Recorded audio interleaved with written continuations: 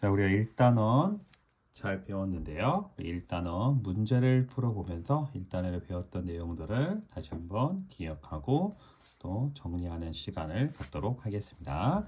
여러분 교재 9페이지 나와 있는 문제입니다. 같이 한번 풀어보도록 하죠. 자, 그림은 어느 북반구 어느 지역에서 여름과 겨울에 측정한 하루 동안의 평각 변화다. 일변화를 얘기하는 거겠죠. 순서 없이 A와 B로 나타낸 것이다. 그러니까 A가 여름이면 B는 겨울, B가 여름이면 A는 겨울 이렇게 된다는 뜻입니다. 자, 이에 대한 설명으로 옳은 것만을 보기에서 있는 대로 고른 것은 뭐냐? 자, 첫 번째 기억 하루 동안에 나타나는 평각의 변화, 하루 동안에 나타나는 변화, 일변화가 되겠죠. 자, 일변화는 왜 생기는 겁니까? 예, 태양의 활동이죠.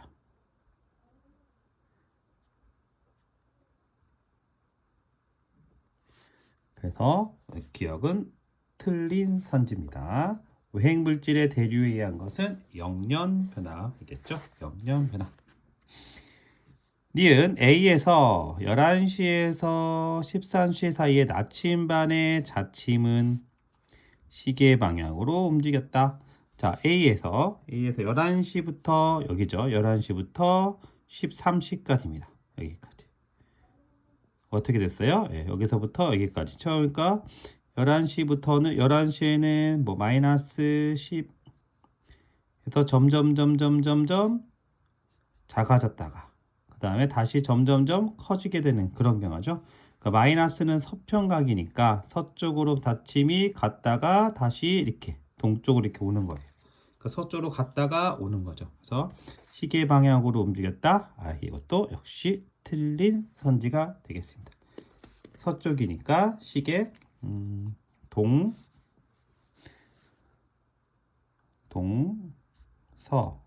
그러니까 서쪽으로 갔다가 커졌다가 다시 이렇게 작아졌으니까 시계 반대 방향으로 갔다가 시계 방향으로 이렇게 온 거겠죠. 틀렸고요.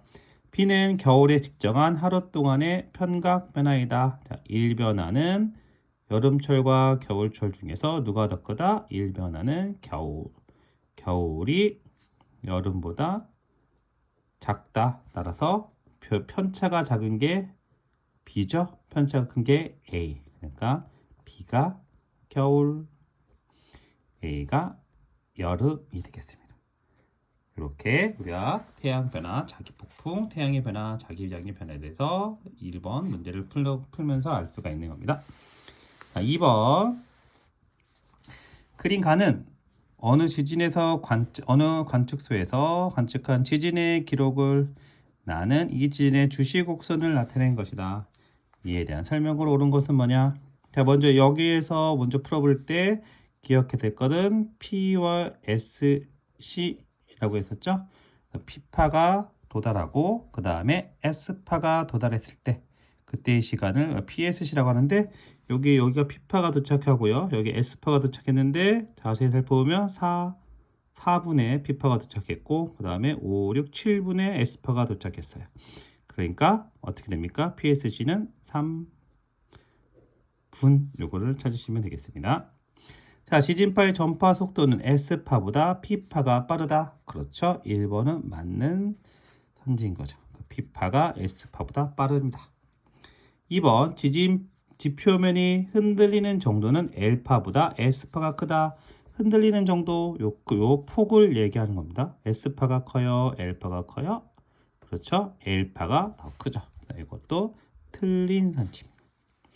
진안까지의 거리는 1500km이다. 자, PSC를 이용해서 진안까지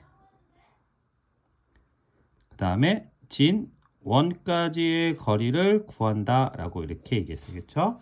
진안까지 거리 어떻게 구한다고 했습니까? 여기 주시곡선을 이용해서 구한다고 했었죠? PSC가 3분이에요. 그러면 여기 보니까 요 X와 Y 요 사이가 PSC인데 요 PSC가 3칸 분이니까 3칸이겠죠? 3칸 되는 데가 어디냐면 따져보니까 한 요쯤 되는 것 같아요. 한 칸, 두 칸, 세 칸 여기 같아요. 여기 쭉 내리면 되니까 여기입니다. 근데 여기가 5니까 여기는 3이겠죠. 그래서 지나간거리는 3 1000km 이렇게 되는 겁니다. 그래서 여기 지역만 또 틀렸네요. 결국은 P파와 S파의 진앙까지의 거리를 나타내는 주시곡선이라고 했는데 요게 Y가 P파 빠르게 오는 거, 그 다음에 얘가 X가 S파죠. 그래서 P파의 주시곡선은 X가 아니라 Y입니다. 그래도 틀렸고요. PSC는 아까 몇 분? 3분. 그래서 틀렸습니다. 그래서 맞는 얘기는 1번이 정답이 되겠죠. 1번. 이해가 되셨습니까? 예. 자, 3번. 그림은 어느 지진파의 전파 경로와 그리고 주시곡선을 나타낸 것이다. 똑같은 얘기 또 나왔습니다. 이에 대한 설명을 고른 것은 뭐냐? 지구 반지름은 6,400km이고 파이는 3이라고 합니다. 파이가 주어진 이유가 있어요. 그죠? 자, 진앙으로부터 110도. 진앙으로부터 이게 진앙이니까 여기서부터 110도는 여기가 되겠네요. 그죠? 예. 원래는 P파의 암영대, S파의 암영대에 해당하는 건데 여기 이렇게 여기가 P파의 암영대인데 P파의 암영대에 110도에 뭔가가 왔어요. 이건 뭐예요? 예, 그렇죠. 레만이 발견한 약한 P파입니다. 이거 맞는 얘기예요. 여기에서 또 주시곡선 아까 얘기했었죠. 이번 여기 Y가 P파, 그다음에 X는 S파 이렇게 되겠습니다. P파가 더 빠르게 도착한다라는 뜻입니다. P파, S파. 역시 마찬가지로 X는 P파, Y는 S파. 이건 니은 선지는 틀린 선지네요. 자, 디귿 진앙으로부터 각거리 45도 지점의 관측소의 PSC는 5분보다 작다. 이걸 어떻게 구합니까? 이거를 구하기 위해서 아까 요 반지름과 파이가 3이라는 게 주어진 겁니다. 자, 각거리가 45도예요. 여기 45도죠? 그럼 중심에서부터 이렇게 그릴 수가 있겠죠. 요게 45도, 각거리가 45도라는 얘기는 요게 몇 도라는 겁니까? 요게 45도라는 얘기죠. 자, 그럼 어떻게 돼요? 진앙에서부터 45도까지 여기가 중심으로부터 여기 각이 45도의 부채꼴이죠. 요 길이 진앙에서부터 요 진앙 거리를 구하실 수가 있는 겁니다.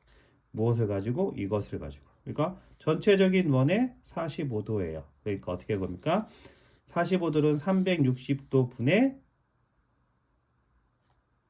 45, 8분의 1이 되겠죠. 그래서 여기 요 거리, 요 진앙에서부터 45도까지 요 거리는 부채꼴이니까 어떻게 구할 수가 있냐면 원주는 파이 r 2파이 r이죠. 2파이 r 2 곱하기 파이가 3이라고 친절하게 주어졌네요. 8 곱하기 반지름은 6,400.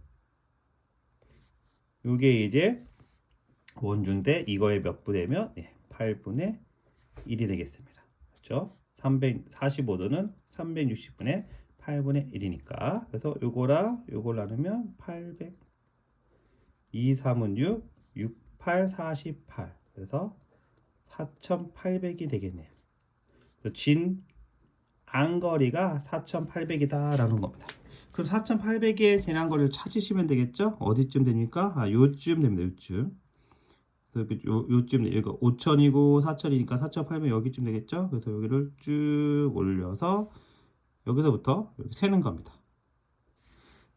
한 칸에 1분이니까 여기서부터 이렇게 쭉 가서 이렇게 세면 이게 몇 분이 몇 칸이 나와요?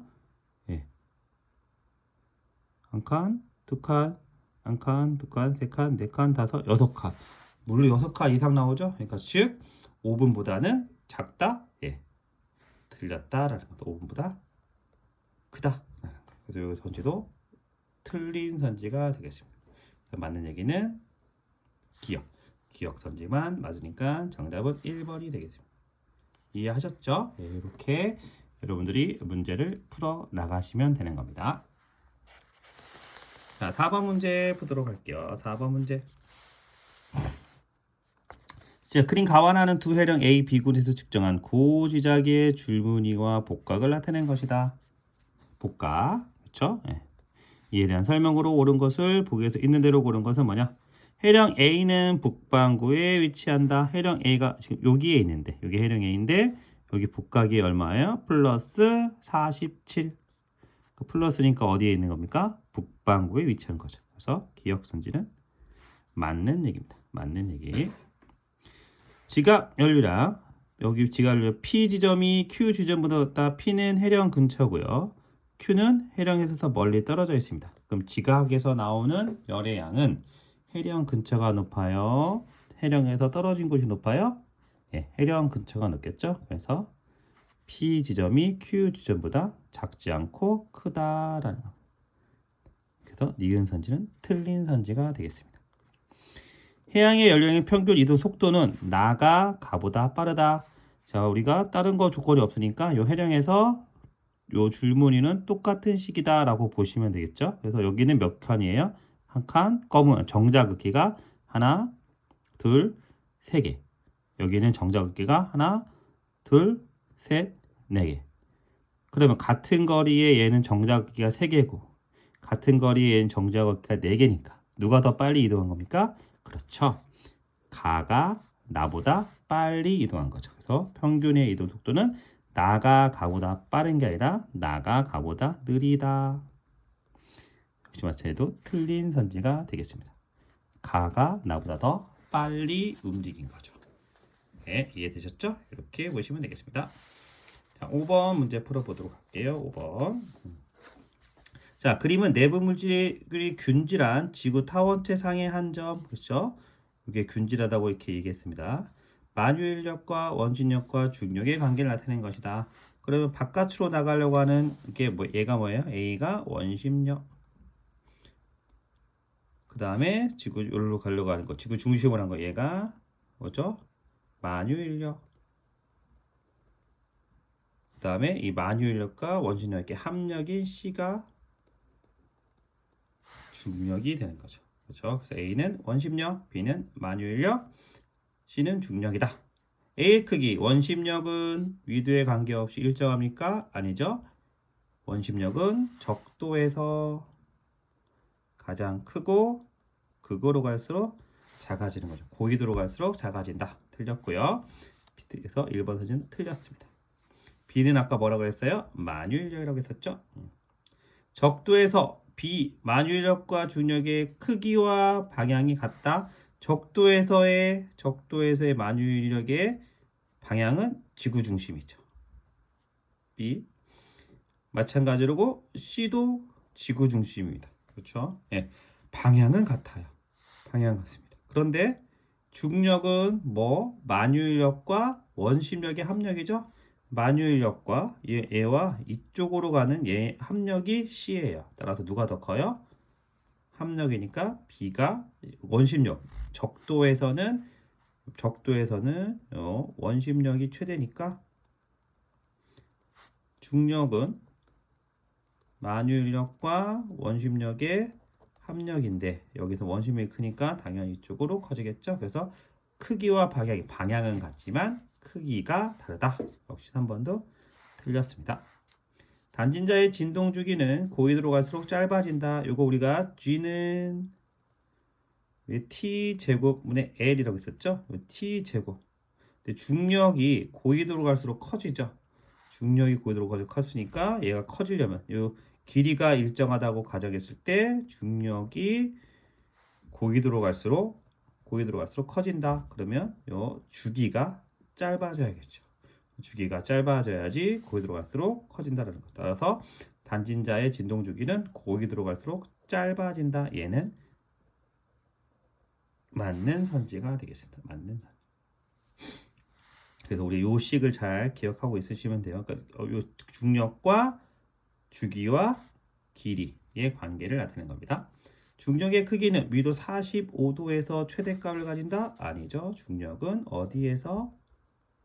극에서 최대값을 갖는다라는 겁니다. 이제 되셨죠? 그래서 요 만유인력과 원심력과 중력 요 세 가지 관계 위도별로 잘 기억을 해주시면 되겠습니다. 마지막으로 6번. 자, 그림은 위도가 같은 세 지점입니다. 위도가 같다. 동일한 간이 중력계를 이용해서 측정했다. B에서는 실측 중력과 표준 중력이 같답니다. 실측과 표준 중력이 같다. 다른 말로 하면 중력 이상이 0이다 라는 얘기죠. 자, 이에 대한 설명을 옳은 것은 뭐냐? 단 세 지점의 고도도 같대요. 그렇죠? 지하 조건은 기역과 니은의 밀도 이외에는 동일하다. 밀도의 차이가 다르다라는 겁니다.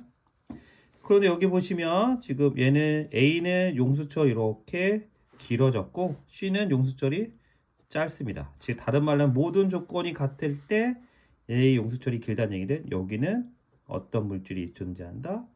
밀도가 큰 물질. 여기는 밀도가 작은 물질. 밀도 이외의 조건은 동일하다고 했으니까 이렇게 우리가 해석을 할 수가 있습니다. 자, 표준 중력은 A보다 B에서 작다. 표준 중력은 어때요? 어디나 같이 똑같은 값을 가지고 있는 거죠. 작은 게 아니다. 틀렸습니다. 자, C에서의 중력 이상은 C는 지금 밀도가 작은 물질이 있죠. 그러니까 중력에서 이거 실측이 표준보다 작은 겁니다. 따라서 중력 이상은 마이너스 값을 보이겠죠. 그래서 0보다 큰 게 아니라 작다입니다. 작다. 디귿 지하 물질의 밀도는 기역보다 니은이 작다. 기역보다 아까 얘기했죠. 니은이 더 작게 관측된다. 그래서 디귿 선지만 맞는 얘기입니다. 그래서 기역과 니은 선지는 틀리고 디귿 선지만 맞는 거다라고 보시면 되겠습니다. 자, 이렇게 해서 우리가 일단은 이렇게 해서 우리가 깔끔하게 여러분들 문제를 풀면서 내용을 정리할 수가 있었습니다. 자, 이제 여기까지 기억을 해두시면 되겠고요. 자, 이 단어는 지구 구성 물질과 자원에 관련된 얘기입니다. 이 단어 그래서 우리가 이제 광물부터 시작해서 암석까지 이렇게 쭉 배우게 될 텐데요. 우리 첫 넘깁시다. 여러분께 10페이지 광물에 대해서 도대체 뭐가 있냐. 여러분들이 광물은 사실 통합과학 시간이나 지구과학 시간에도 잠깐 배운 적이 있는데 이 광물에 관련된 이야기를 한번 살펴보도록 하겠습니다. 자, 먼저 광물이라고 하는 건 뭐냐? 일단 정의를 내려야 되는 거고요. 지각은 이제 암석으로 되어 있는데 이 암석이 또 광물로 이루어져 있습니다. 그래서 우리가 암석을 이해하려면 이 광물을 좀 더 자세히 이해하는 것이 중요하다라고 보시면 되겠어요. 자, 광물의 정의 요거를 정확하게 기억을 하고 있으셔야 됩니다. 자, 광물은 암석을 이루고 있는 건데요. 무기줄의 첫 번째 고체입니다. 고체예요. 그래서 이 녀석은 광물마다 고유한 화학 조성과 결정 구조가 있고요. 그 다음에 이런 것들이 다른 특징, 그러니까 이루어진 물질에 의해서 서로 다른 특징을 가지고 있는 것이 바로 광물이다라고 보시면 되겠습니다. 그래서 우리 교과서에 나오는데 우리 광물은 천연으로 산출되는 무기물의 화학 조성이 일정하고 고유의 결정 구조를 가지고 있는 고체 물질을 우리가 광물이라고 이렇게 정의를 해냅니다. 우리가 이제 배웠던 것들 중에서 가장 많이 배웠던 것은 뭐냐면 바로 이거죠. 암석을 이루는 대표적인 조암 광물로, 그러니까 암석을 이루는 광물, 조암 광물인데, 그러니까 이제 감남석, 휘석, 각섬석, 후금모, 장석, 석영이 이런 데에 속한다라고 보시면 되겠습니다. 이런 광물을 우리가 크게 두 종류로 나누는데요. 첫 번째가 결정질과 비결정질로 나눠요. 이거는 원자의 이온 배열이 상태가 규칙적인 광물을 결정질, 그 다음에 불규칙한 것들을 비결정질이라고 하는데, 이 규칙적인 결정질에 해당하는 것은 대부분의 광물들이 다 결정질에 해당합니다. 결정질. 비결정질, 원자나 이온의 불규칙한 애가 있는데 그 두 가지, 얘가 이제 담백석과 흑요석이 있습니다. 이 담백석과 흑요석을 제외한 나머지 광물들은 다 대부분 규칙적이다, 결정으로 이루어져 있다라고 이렇게 생각을 하시면 되겠습니다. 그 다음에 이런 광물의 형태에 따라서 이 형태를 결정형이라고 이렇게 이야기하는데, 이런 결정면의 배열에 따라서 나타나는 광물이 여러 가지 모형을 바로 결정 형태라고 합니다. 그래서 이 광물의 원래의 모습을 그대로 잘 보존하고 있다. 자형이라고 합니다. 자형. 고유한 결정면을 가진 상태에서 자형인데요. 이거는 언제 만들어지냐면 고온에서 이제 마그마가 굳어져서 이런 광물이 될 텐데 가장 높은 온도에서 정출된다라고 이렇게 생각을 하시면 되겠습니다.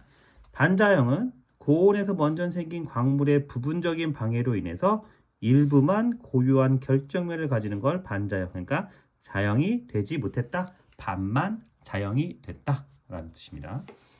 그 다음에 지 멋대로 생긴 건 바로 타형이라고 이렇게 얘기합니다. 타형.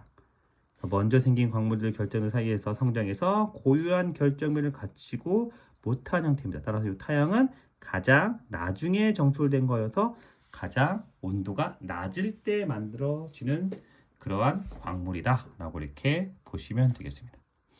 그래서 이쪽에 이 그림을 옆에 나와 있는 그림 보시면 이게 사장석과 흑음모와 그 다음에 뭐 이렇게 여러 가지 결정들이 있는데 바로 사장석은 원래의 모습을 그대로 가지고 있으니까 뭐예요? 자형. 흑음모는 원래 육각형이어야 되는데 이런 형태의 모습이 되어 있으니까 얘는 반자형. 그 외의 광물들 너무 많잖아요. 이런 것들은 자기의 원래대로의 모습을 가지고 있지 못하기 때문에 뭐라고 한다? 다형이라고 이렇게 이야기를 할 수가 있습니다. 자, 이러한 아까 고유한 화학 조성과 결정 구조가 있기 때문에 우리가 엑스레이를 찍으면 사람의 형태가 생긴 모습은 달라도 뼈의 모습이 똑같은 것처럼, 또는 개구리의 엑스레이를 찍으면 개가 똑같은 것처럼, 그다음에 토끼 이런 것처럼 각각의 동물들의 엑스레이를 찍으면 그 형태는 조금씩 달라도 뼈의 모양이 똑같은 것처럼 광물도 그렇습니다. 광물도 X선을 투과시키면 규칙적인 배열의 전무늬가 나타난다라는 겁니다. 광물에 X선을 쓰이면 이 광물도 이 결정 형태, 결정 모양에 따라서 고유한 무늬가 나타나게 되는데 이러한 무늬를 라오의 전무늬라고 이렇게 이해합니다. 라오의 전무늬. 그래서 그림과 같이 이렇게 어떠한 광물을 쏘였을 때 이러한 형태의 모습이 나타나는 이런 걸 우리가 라오의 전무늬라고 하는데, 이것을 통해서 이 광물이 어떤 광물이고 어떤 원자별로 되어 있다라는 것을 이제 우리가 알아낼 수가 있는 겁니다. 알아낼 수가 있는 거예요. 라오의 전무늬를 통해서 광물 내부의 원자나 이온의 배열 상태를 알 수가 있다. 이렇게 생각을 하시면 되겠습니다.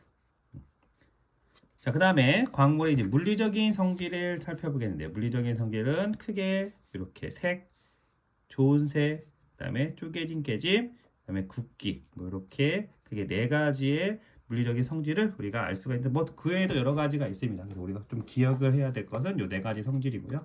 그 외에도 많은 물리적인 성질이 존재한다라고 보시면 되겠어요. 자, 먼저 색은 말 그대로 딱 누가 봤을 때, 눈으로 봤을 때 그 색, 순수한 광물이 가지고 있는 고유한 색을 우리가 색이라고 표현합니다. 그래서 어떤 광물을 봤을 때 얘가 노랗게 보인다. 얘는 노란색이네. 하얗게 보인다. 얘는 흰색이네. 얘는 투명하게 보인다. 얘는 무색이네. 이렇게 느껴지는 그런 색을 우리가 색이라고 얘기합니다. 그다음 좋은 색이라고 하는 건 뭐냐면 광물 가루의 색입니다. 광물 가루가 실제로 눈으로 봤을 때와 얘를 긁어요. 어디다 긁으냐면 바로 조음판이라고 하는 건 그러한 도구에 긁습니다. 이렇게 긁으면 여기에 긁으면 광물 가루의 색이 나타나게 되는데 이 광물 가루의 색을 좋은 색이라고 합니다.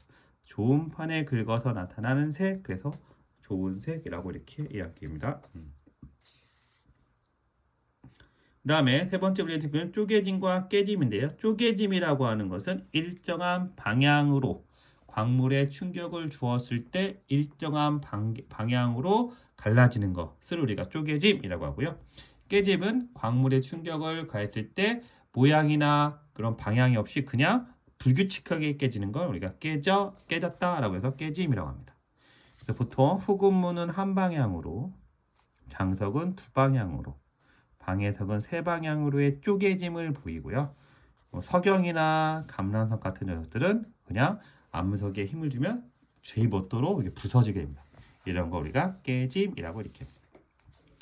자, 그 다음에 네 번째 분리석유는 굵기입니다. 이건 여러분이 많이 들어봤을 텐데 광물의 단단한 정도, 모스가 얘기해서 모스 굵기라고 이렇게 하죠. 그래서 총 이렇게 9단계로 활석에서부터 강호까지 9단계로 이렇게 쭉 나누는데 이거 1, 2, 3, 4, 5, 6, 7 이렇게 썼지만 이거는 상대적인 개념이다 라고 보시면 되겠습니다. 상대적인 거. 그러니까 활석과 석고를 서로 이렇게 긁었을 때 석고에 의해서 활석이 긁히는 겁니다. 긁히는 정도를 나타내는 거다라고 보시면 되겠습니다.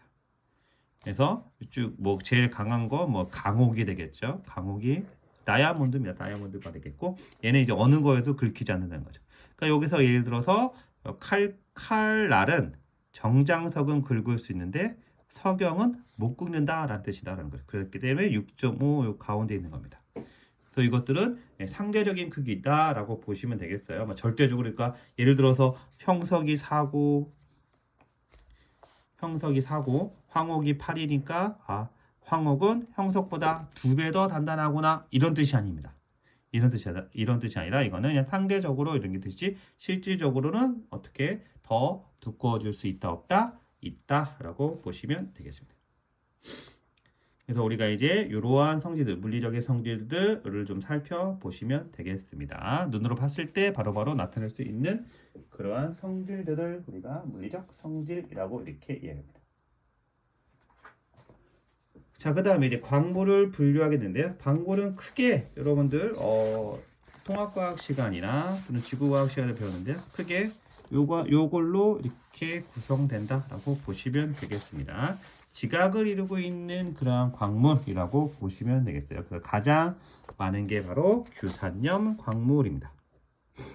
지각에 이제 많은 원소가 산소와 규소가 있죠. 그래서 이 산소와 규소가 결합되어 있는, 그래서 규소와 산소가 결합되어 있어서 규산염 광물이라고 이렇게 합니다. 우리가 마그마 할 때도 SiO2의 성분이 함량이 얼마냐 뭐 이런 표현 썼잖아요, 그죠? 그래서 이렇게 말한 걸 우리가 규산염이라고 합니다. 자, 규산염 광물은 원래 기본 구조는 한 개의 규소에 4개의 산소가 결합된 SiO4 삼연체를 기본 단위로 합니다. 바로 얘가 이제 뭐냐면 감남석이죠. 감남석이 여기에 해당하는 겁니다. 감남석이 여기에 해당하는 거예요. 어떻게 생겼냐면 바로 이렇게 생겼습니다. 이렇게 생긴 이러한 삼연체. 그러니까 이 삼연체를 기준으로 해서 여기에 이제 이 산소가 서로 무슨 결합하는 거예요? 예, 고무 결합하는 거다라고 보시면 되겠어요. 그래서 이 특징은 뭐냐면 SiO2 삼연체의 공유산소 수는 저온에서 정출된 광물수로 증가한다 라고 하는 건데, 이렇게 삼연체로 되어 있는 게 있고 여기에 이제 하나씩 붙으면서 이제 감남석, 휘석, 각섬석, 흑음호, 석영이라고 이렇게 표현하는데, 이쪽으로 갈수록 즉 감남석에서 이 석영 쪽으로 갈수록 저온에서 정출되는 그러한 광물입니다. 무슨 말이냐면 감남석이랑 석영이랑 누가 더 높은 온도에서 만들어져요 라고 하면 감남석이라는 겁니다. 감남석. 석영은 아주 낮은 온도에서 만들어지는, 그렇게 되다 보니까 아까 우리가 자영, 반자영, 타영 했듯이 물론 이 광물들은 서로 자기의 고유한 모형을 가지고 있지만 가장 높은 온도에서 먼저 이제 감남석이 만들어지고 그 다음에 휘석, 그 다음에 각섬석, 그 다음에 흑음모 이런 순으로 만들어진다라는 겁니다. 그렇게 높은 온도에서 만들어진 이런 석들을 감남석, 휘석, 각섬석 얘네들은 무엇을 많이 함유하고 있냐면 철, 그 다음에 마그네슘을 많이 함유하고 있어요. 철과 마그네슘을 많이 함유하게 돼서 결론적으로는 색이 어두워지고, 철이라고 하는 거는 매우 무거운 원소이기 때문에 밀도가 크다라는 겁니다. 반대로 이제 석영이라든지 장석 이 녀석들은 나트륨, 그 다음에 실리카, 그 다음에 칼륨 이러한 것들이 많이 함유되어 있어서 역시 상대적으로 요 감람석 휘석보다는 색이 밝고 밀도가 작은, 색이 밝고 밀도가 작은 그러한 물질로 되어 있다라고 보시면 되겠습니다.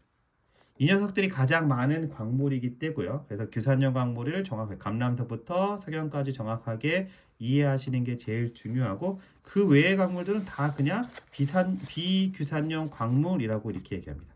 규산염, 근데 얘네들은 이제 뭐 있긴 있지만, 자연 상태에 있긴 있지만 그렇게 많지는 않다라고 보시면 되겠어요. 가장 많은 건 규산염 광물이다.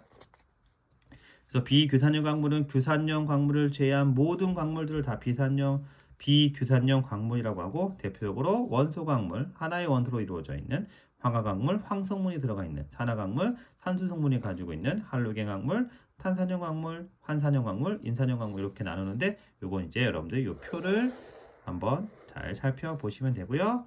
여기 뭐 몇 가지 특징들이 있는데, 이 특징들을 한번 여러분들이 쭉 한번 읽어보시면 크게 어려운 내용은 없을 거다라고 보시면 되고요. 여러분들이 좀 더 잘 기억해야 할 그러한 광물은 바로 요 규산염 광물이 되겠습니다. 규산염 광물에 대해서는 여러분이 잘 이해하시고 정리하시고 익히셔야 되겠다라고 보시면 되겠습니다. 아시겠죠? 예.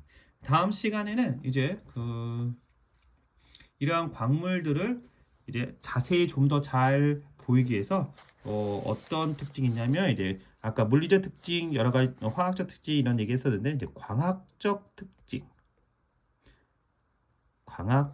특징이 있습니다. 광물마다 이 광물에 어떠한 빛을 쏘여졌을 때 나타나는 특이한 성질이 있거든요. 이걸 우리가 광학적 특징이라고 하는데, 이 광학적 특징을 이용해서 만든 현미경이 편광현미경입니다. 그래서 이 편광현미경과 광물의 광학적 특징, 그다음에 편광현미경 이런 것들에 관련된 이야기를 다음 시간에 살펴보도록 하겠습니다. 오늘은 여기까지 하도록 하겠습니다. 수고 많으셨습니다. 감사합니다.